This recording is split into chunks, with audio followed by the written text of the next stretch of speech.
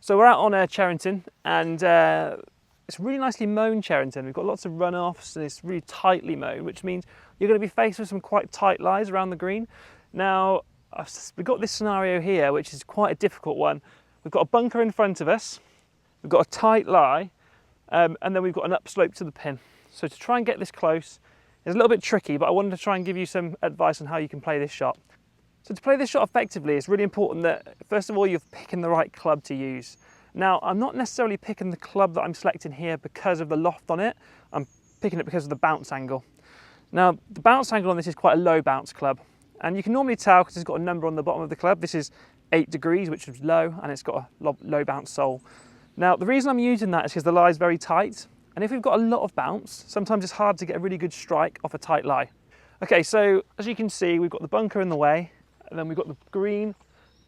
Just over the bunker is a downslope, then it's a flat spot, and then it goes uphill to the pin. And the pin's on that back plateau, so it's quite hard to get close to. So straight away, I'm thinking that if I can land something in this area, it's probably going to kick forward and run up the slope. So all I'm looking for is a landing zone around here, and I'm probably going to end up getting it somewhere pretty close. So the first thing we've got to get right for this shot is the setup. So the way we like to play this is not too wide a stance, fairly narrow stance, and then we're going to put our weight onto our towards the target, and we're going to feel like we do that by moving our center point here ahead of the ball. So we're going to get into this position. The hands are going to be quite neutral, and I'm just going to open the club ever so slightly, just to allow that bounce to work properly on the grass. Just going to sort of slide it underneath the ball.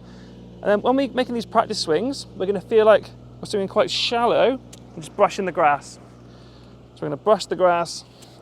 I've got my 60-degree wedge here, but this is probably going to come out quite low because I'm middle of the stance of my ball, and the way I'm going to play this should pop out nice and low and then release up the green. That nice position there.